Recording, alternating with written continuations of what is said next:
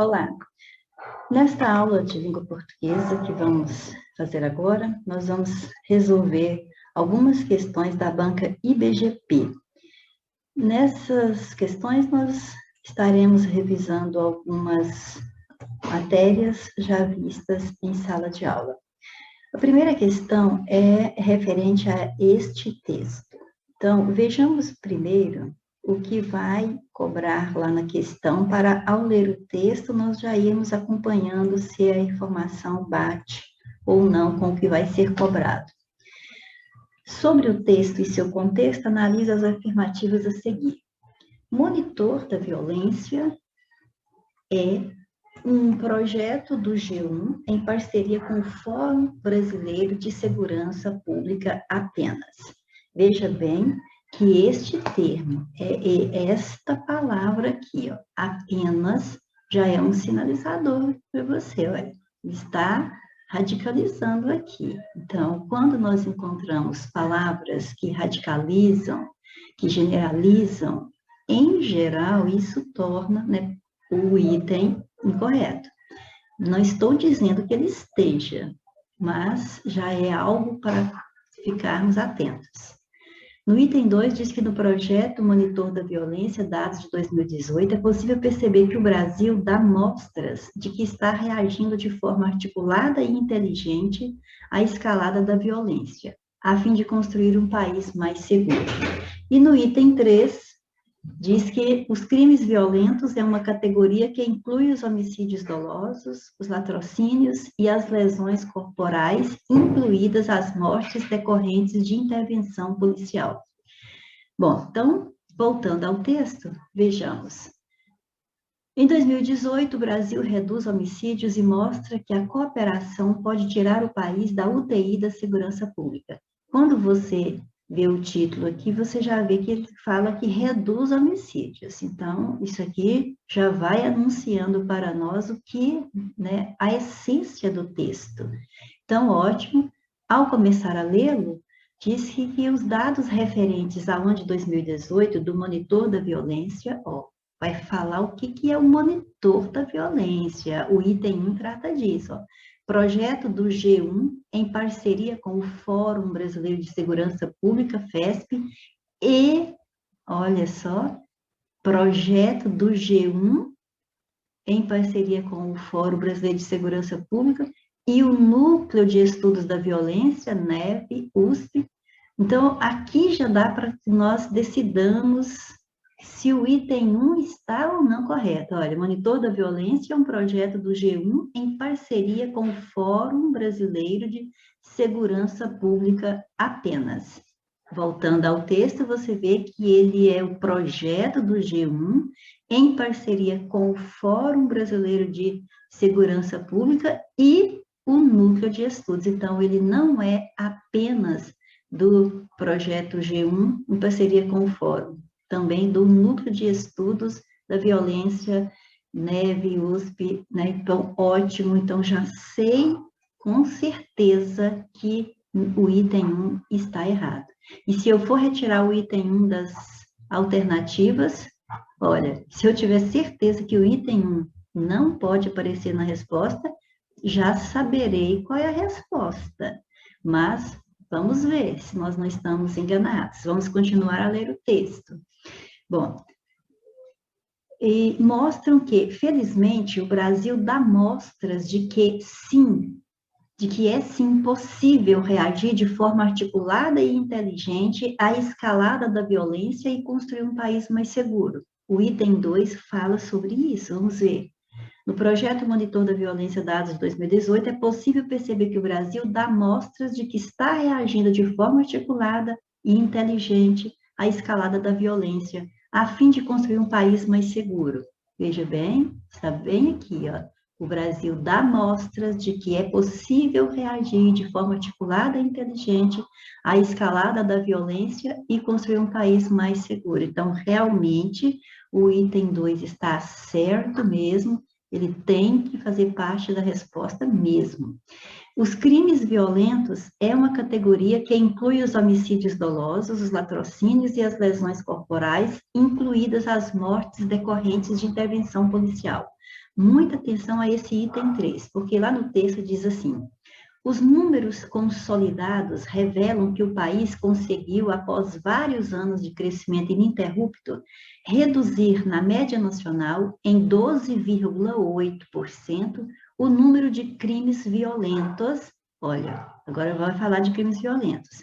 Categoria que inclui os homicídios dolosos, os latrocínios, roubos com mortes e as lesões corporais seguidas de morte. Neste total, não estão incluídas as mortes decorrentes de intervenção policial. Veja bem, aqui no texto diz que neste total de 12,8%, não incluíram as mortes decorrentes de intervenção policial. Mas não está dizendo que essas mortes não são consideradas crimes violentos. Não são consideradas crimes violentos, certo? Elas também são consideradas crimes violentos, essas mortes decorrentes da intervenção policial, apenas elas não entraram nesta estatística aqui de 12,8%. E ao elaborar o item 3, o examinador disse que os crimes violentos é uma categoria que inclui os homicídios dolosos, latrocínios, as lesões corporais, ótimo, está tudo lá, incluídas as mortes decorrentes de intervenção policial. Então, está certíssimo. Lá no texto, não incluiu as mortes decorrentes da intervenção policial, foi na estatística de 12, nessa porcentagem, de 12,8% dos crimes violentos. Tratou só desses 3 aqui, ó, homicídios dolosos, latrocínios e lesões corporais. Mas as mortes decorrentes de intervenção policial também fazem parte da categoria de crimes violentos. Eles apenas não entraram nessa estatística, então a 3 está correta, é realmente a letra C. Passando para a questão 2, nós vamos observando aqui no enunciado que a banca vai nos cobrar se o texto que vem aí é um texto de opinião, se é um texto informativo, narrativo ou instrucional. E ao começar a ler o texto, cujo título é Estrada Real, nós observamos que já coloca uma data aqui, tudo bem, meados do século XVIII, já eram muitos os caminhos que conduziam às minas de Minas Gerais, mas também eram muitos os seus descaminhos. Para evitar estes descaminhos, a coroa portuguesa determinou que o ouro e os diamantes deixassem as terras mineiras apenas por trilhas outorgadas pela realeza, que receberam o nome de Estrada Real. Bom, creio que já dá para que nós eliminemos alternativas aqui só pelo que já foi lido. Por exemplo, nós sabemos muito bem que o texto de opinião, como o próprio nome diz, um artigo de opinião, ele vai trazer a opinião do seu autor. Então, dá para você observar logo de início que essas informações aqui não são opinião do autor, isso é fato real. Então, se não é uma opinião dele, não é aquilo que ele pensa, simplesmente, ele está externando aqui, é o que é na realidade, independente de ele pensar ou não dessa forma, então já exclui ser texto de opinião. Depois, quando a gente lembra o que é um texto instrucional, aquele texto que passa comandos para que o leitor ou o ouvinte possa seguir e executar algo, então nós estamos vendo aí vão prevalecer aqui verbos no imperativo ou no modo imperativo, ou no infinitivo, né? A forma nominal infinitivo, que também nós podemos passar comandos com infinitivo. Então, nós estamos vendo que não é o caso. Então, já posso eliminar o instrucional também. Em se tratando de um texto informativo e um texto narrativo, mesmo que você pense que está narrando, está contando uma história, está contando um fato, mas dá para ver também que esse fato não é simplesmente o contar de uma história para deleite ou para recreação, enfim, é um fato para trazer informação. Então, a letra B vai ser a resposta, independente de continuar lendo o texto. Eu só para a gente ganhar tempo, a gente já não precisa, mas se você continuar, você vai ver que continua o texto só nos caminhos da informação, certo? Então, é esta a resposta.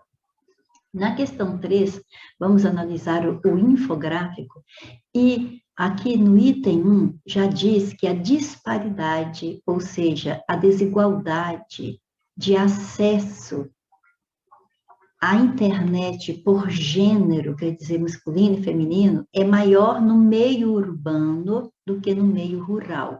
Quer dizer que entre homens e mulheres, a diferença, a desigualdade de acesso é maior na cidade do que no campo.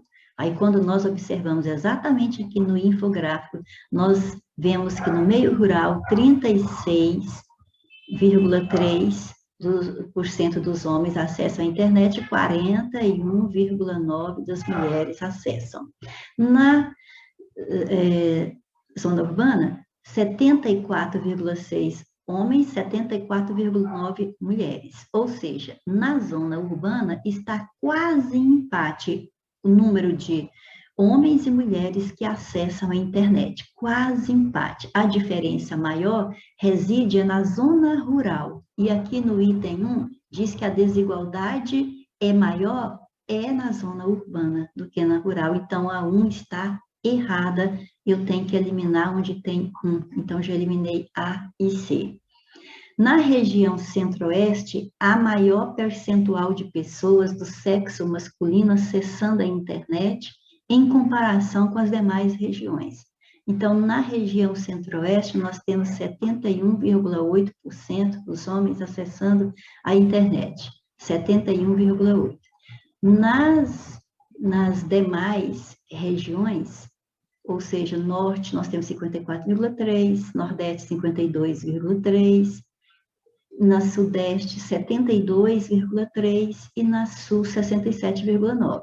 Diz que na região centro-oeste, há maior percentual de pessoas do sexo masculino acessando a internet em comparação com as demais regiões.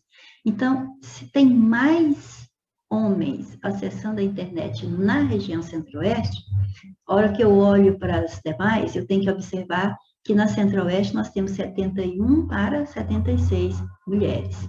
Nas demais, nós temos 54, 60, quer dizer, homens, mulheres, 52, 58, 72, 76, 67 para 73. Então, o que eu posso perceber aqui? É que não há percentual maior de pessoas do sexo masculino acessando a internet em comparação com as demais regiões, certo? Não há percentual maior. Até mesmo porque, até em se tratando, né, só de homens, se não olhar mulheres, lá na região sudeste, né, tem mais homens do que na centro-oeste acessando a internet. Então, a 2 não pode entrar na resposta. Desta forma, já encontramos a alternativa que vai responder, que é a letra D. Então, só o 3 e o 4 que devem estar corretos. Vamos ver? Em todas as regiões brasileiras, nota-se um aumento dos percentuais de acesso à internet de 2016 para 2017. Bom, então, se 2016 é a parte mais escura do mapa e 2017 é a mais clara, então, em 2016, em todas as regiões, nota-se um aumento de percentuais de acesso à internet. Então, de 54, 60, 71, 76, 67, 73, aqui as mais claras, 52, 58, 72, 76, sim, houve aumento sim, certo? Em todas as regiões brasileiras, nota-se um aumento dos percentuais de acesso à internet de 2016 para 2017, né? 2017 é a parte mais clara do mapa, do infográfico. Então, o 3 está certo mesmo. E o acesso à internet é maior entre mulheres do que homens, já viu que está certo também, em todas as circunstâncias está maior. O único momento que ficou bem próximo foi comparando zona rural com zona urbana, e mesmo assim as mulheres ainda ficaram à frente. 3 e 4, certinho mesmo. E aqui diz que os jovens do meio rural acessam menos internet do que os jovens do meio urbano. O infográfico não fez referência específica a jovens. Fez a referência, foi a sexo masculino e sexo feminino, independente de idade. Então, essa informação não consta no nosso texto. Então, está errada mesmo. Então, a letra D respondeu. No número 4, nós temos um texto, uma charge, e nela você vê imagens, né? Ou seja, a linguagem não verbal, mas você vê também palavras, que é a linguagem verbal. Então, não importa o que está sendo dito aqui, nessas palavras, desses balões, nós vamos analisar a questão do tipo de linguagem que foi utilizado no texto, e disse o enunciado que, a partir dos conhecimentos sobre textos verbais, não verbais e mistos, considera-se que a charge lida é. Então, nós já passamos por isso em sala de aula, nós sabemos que verbais é quando envolve a palavra falada ou escrita, então ali tem a palavra escrita. Não verbais envolve as imagens, as imagens. E mistos, né, é porque às vezes o texto pode ter só palavra, como o que nós lemos para responder a questão 1, pode ter só imagem, e às vezes ele pode ser misto, pode conter as duas coisas, que é o nosso caso. Então, lembrando da matéria estudada, a letra A diz que a charge é um texto verbal, pois contém palavras e expressões faladas. Nós sabemos, sim, que quando tem palavras, né, escritas ou faladas, estamos com um texto verbal, mas o texto aqui não é simplesmente verbal. Um texto não verbal, pois contém tanto imagens quanto palavras. Não, não verbal é quando contém apenas imagens, não é o caso. Um texto misto, pois mistura elementos imagéticos com palavras e expressões. Ótimo, isso está certo, mas a letra D também diz que é um texto misto, pois reforça a importância do uso de recursos imagéticos. Então, a razão de ele ser um texto misto é por ele misturar imagens e palavras e expressões. Então, nós sabemos que as imagens reforçam, mas não é isso que faz com que ele seja texto misto. É conter esses dois tipos de linguagem, imagens e palavras faladas ou escritas, ok? Na questão 5, nós temos algo parecido com a questão anterior. É sobre o tipo de linguagem utilizada no cartoon, nós vamos assinalar a incorreta.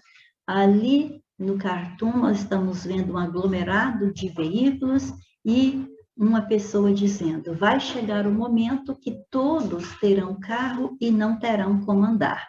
Bom, então é incorreta, vamos lá. Primeiro, possui linguagem não verbal. Acabamos de falar sobre isso. Não verbal são as imagens. Então, temos, sim, linguagem não verbal. Possui linguagem mista. Mista é quando nós temos a imagem e palavras faladas ou escritas. Então, temos também.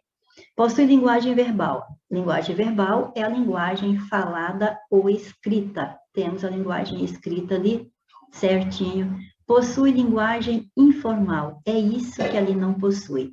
Veja que o falante, o que ele disse aqui, está obedecendo às normas gramaticais, respeitando concordância, não usou palavras que ilustram a oralidade. Então, aqui não tem linguagem informal, que é a mesma de falar coloquial, não tem isso aqui, certo? Aqui nós temos a linguagem culta. Então, a letra D é a incorreta. Acerca do emprego do S, analise as afirmativas a seguir.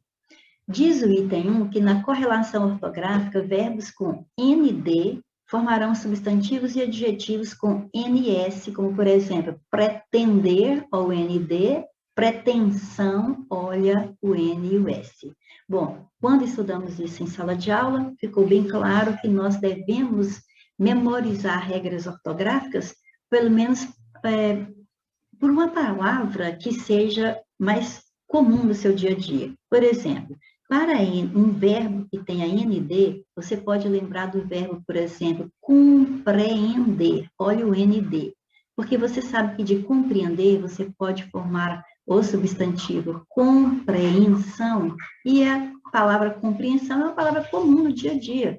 Então, não é difícil saber escrevê-la corretamente. Aí, o que você faz? Aí você faz essa associação, essa correlação. Ah, é mesmo, compreender tem ND, compreensão tem NS. Então, provavelmente, o item 1 tem que estar certo, né? Suspender, suspensão, tá vendo? Né? Então, é isso aí. Bom, depois, se o item 1 estiver certo, nós eliminamos a letra C. Na correlação ortográfica, verbo com PEL, quer dizer, P-E-L, se tiver P-E-L no verbo, nós vamos ter substantivos e adjetivos com pulse, P-U-L-S, e não com C cedilha, como poderia pensar. Por exemplo, impelir, impulso. Então, nós sabemos escrever impulso, é assim mesmo? Então, está fazendo a correlação, P-E-L, P-U-L-S. Mas aí, é claro, você pode lembrar de outras, por exemplo, expelir. Então, expelir, nós vamos ter expulso. Então, está continuando a correlação. Então, o 2 tem que estar certo. E o 2 não aparece na letra B. E vamos ao 3. No sufixo erudito ense, formador de adjetivos gentílicos, por exemplo, paraense, unaiense, tá vendo? Paracatuense, brasiliense. Então, realmente, quando você for formar um adjetivo gentílico, que nós também podemos chamar de adjetivo pátrio, porque informa a origem da pessoa que você está falando, você vai usar ense. Se for com ense, então sim, é com S mesmo. Então, aí, 3 exemplos de quando se usa S, todos corretos, todos os itens, letra D. Na questão 7, é para nós identificarmos simplesmente onde todos os vocábulos são proparoxítonos, ou seja, onde a antepenúltima sílaba é a tônica. Antepenúltima sílaba é a mais forte, é a sílaba tônica da palavra. Então, lógico, já lembramos também que todas são acentuadas, correto? Então, todas com acento gráfico. Beleza. Bom, na realidade, todas aqui já estão com acento, então a questão do acento não vai nos ajudar, então tem que ser a pronúncia mesmo. E quando você chama as palavras no tróloga, você vai demorar mais aqui na antepenúltima sílaba, vínculo, vai demorar mais no vim, periódico, viu? Lembra que separa o uri do ó, periódico. Viu que eu demorei mais na antepenúltima sílaba, então já encontramos a resposta. Todas as palavras da letra A são proparoxítonas. Agora observa que proparoxítonas, tradicionalmente falando, continua acontecendo aqui na letra B, aqui na letra C e aqui na letra D, essas palavras marcadas. Agora, as que ficaram sem marca, vou colocar o xizinho aqui, ó, contrárias, influências, né? Interferência. Então, estas palavras, veja bem, nós já, só para quem estiver lembrando da nossa aula em sala de aula, nós fizemos isso. As palavras que são paroxítonas, porque tem a penúltima sido mais forte, ao contrárias, são paroxítonas. Então, todas são. Todas que eu coloquei xizinho ali. E elas terminam em ditongo crescente, porque o A é sempre vogal. O fonema I e o fonema U, se forem pronunciados na mesma sílaba que uma vogal, eles serão semivogais, ou seja, tem a pronúncia mais fraca que a vogal. Então, é aí que nasce o termo ditongo, porque são 2 sons vocálicos na mesma sílaba, e crescente, porque a semivogal veio primeiro.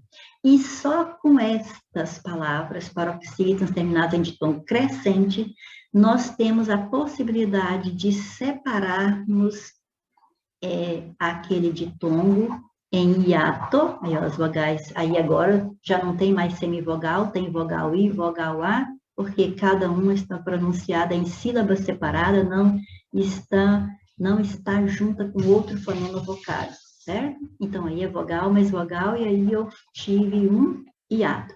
E dessa forma também, a sílaba tônica retrocedeu, certo? Não é mais a penúltima, e sim a antepenúltima, e palavra fica sendo proparoxítona, ok?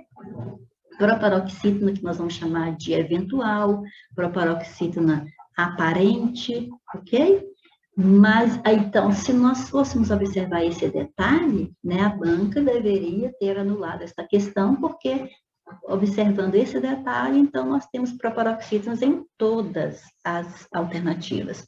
Porém, na letra A, são aquelas que só podem ser mesmo proparoxítonas, certo? Porque as demais, como eu acabei de mostrar, são tradicionalmente paroxítonas de tom crescente, mas que temos a possibilidade de torná-las também proparoxítonas, certo? Mas isso só acontece quando terminarem de tombo crescente, ok? Alternativa em que a frase aparece corretamente escrita. Então, você observa que é a mesma frase quando isso acontecer, né, de aparecer para você. Toma muito cuidado, porque o cérebro da gente pode nos enganar, porque a gente já sabe como que se escreve essas palavras, aí, de repente, olha a primeira e já acha que é a correta. Então, veja com atenção. Ele foi me perturbar. Eu já estou falando corretamente, perturbar. Mas aqui está é perturbar. Então, ó, né, não é perturbar. Não é perturbar também. Não é perturbar, é perturbar. Então, pronto, já eliminei as três primeiras, sem nem precisar de olhar as demais, porque propriedade também está errado, Bernardo está errado, né? Aqui veio certo, tudo bem, aqui também, aqui já não veio, aqui também já não veio, aqui também já não veio, né? Mas os demais, todas certinhas, por isso é a letra D. Uso de repelentes à base da substância icaridina, que tem se mostrado, então vamos observar diretamente a palavra que está destacada, é o tem, a forma verbal. O que nós estudamos nas nossas aulas?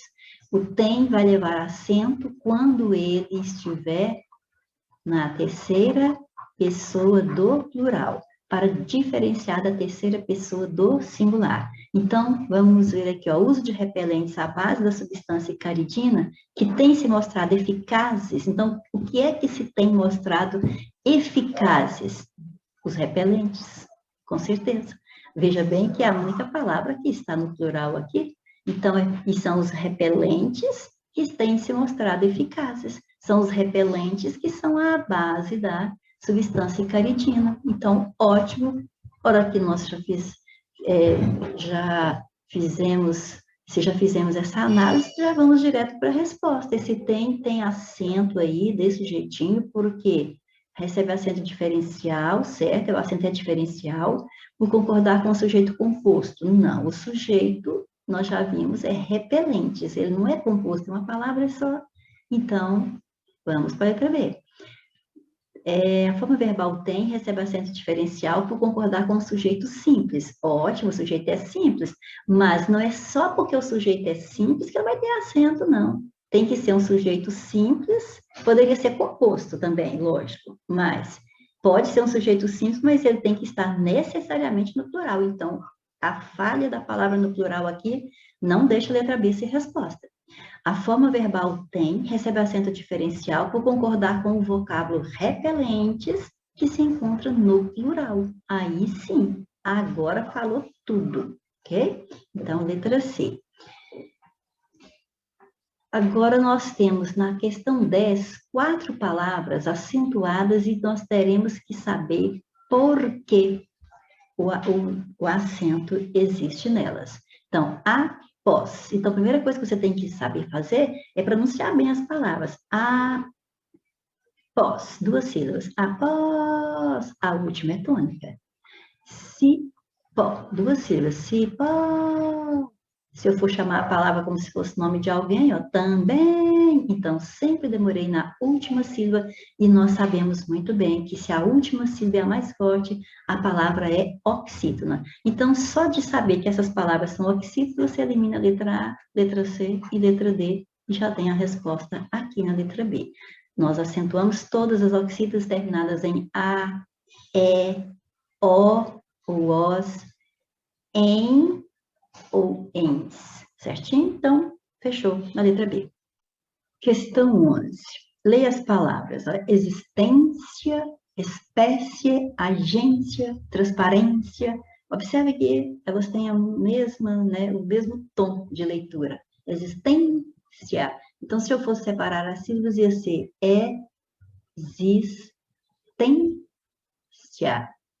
espécie, agência, transparência. Observa que a sílaba tônica está sendo sempre a penúltima. E se a penúltima sílaba é tônica, nós chamamos essas palavras de paroxítonas. Então, dessa forma, a que diz na letra B que são vocábulos oxítonos, você já vai retirar. Então, aí depois a letra A diz que as formas verbais terminadas em A, E, O, veja bem, existência, espécie, isso não é verbo, isso não é forma verbal. Todas elas são substantivos, são nomes, então eu vou tirar a letra A por falar em formas verbais. Depois, na letra C, diz que os vocábulos paroxítonos terminados em is ou us são acentuados. É verdade. Se terminar em is, por exemplo, vírus. Se terminar em us, por exemplo, bônus, são acentuados mesmo, mas isso não tem nada a ver com as palavras em questão. Então, por isso, eu elimino a letra C e me resta como resposta a letra D, que diz que os vocábulos terminados por ditongo oral átono, crescentes ou decrescentes, são acentuados. Aqui está dizendo a regra das paroxítonas terminadas em ditongo, que tanto faz ser crescente como decrescente, vai ter acento. Embora as que apareceram na nossa questão, todas são paroxítonas em ditongo crescente. Todos nós temos primeiro a semivogal, depois a vogal. Semivogal, depois a vogal. E assim por diante, ok? Então, ótimo. E lembrando que essas terminadas de tom crescente são aquelas que poderia também se transformar, né, em terminando em hiato e seria proparoxítona, né? E continuaria tendo acento, mas pela razão de serem proparoxítonas, aparentes ou eventuais. Na questão 12, nós vamos analisar os itens e vamos dizer se está verdadeiro ou falso. Diz no primeiro parêntese que o acento usado nos vocábulos eficácia, índia, consequência, é justificado pelo mesmo motivo. Então, quando você faz a leitura, ó, é eficácia, penúltima sílaba. Índia, penúltima sílaba também mais forte. Consequência, também penúltima sílaba. A hora que você observa a terminação, ó, nós estamos vendo de novo semivogal mais vogal, semivogal mais vogal, semivogal mais vogal, ou seja, de tom crescente. Então, elas são paroxítonas de tom crescente, são acentuadas, sim, pelo mesmo motivo. Então, a primeira é verdadeira, o que nos faz eliminar a letra B e a letra D. Os vocábulos que recebem a mesma classificação quanto à tonicidade de fitoterápico, então vamos lá, fitoterápico. Então, veja que o Rá é a sílaba tônica, pico, e é a última, penúltima, antepenúltima sílaba. Então, a palavra é proparoxítona. Cosméticos, a mesma coisa. Psicológica, a mesma coisa. Então, elas são todas proparoxítonas e diz que os vocábulos que têm essa classificação, quer dizer, proparoxítonas, são acentuadas sempre, certinho. Toda proparoxítona é acentuada. Então, eu vou ficar com letra A, V ou V, letra C, A continua A e C. A regra que explica a acentuação de serão, terão e órgãos é a mesma, ou seja, todas as palavras apresentam ditongo nasal ão. Verdade que todas têm o ditongo nasal ão, mas acontece que nós temos serão, serão, terão, essas palavras são oxítonas. Órgãos, esta é paroxítona, então elas não estão encaixadas na mesma regra, certo?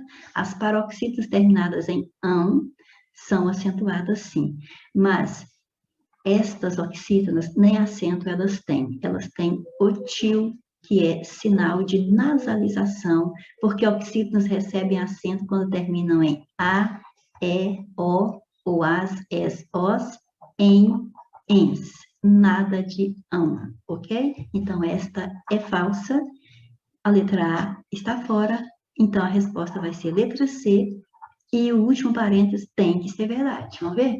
Os vocábulos paroxítonos com ditongos abertos, ei, oi, não são mais acentuados depois do novo acordo ortográfico. Essa é a explicação para ausência de acento no vocábulo diarreia, certinho, do mesmo jeito em plateia, ideia, assembleia, joia, jiboia, ok?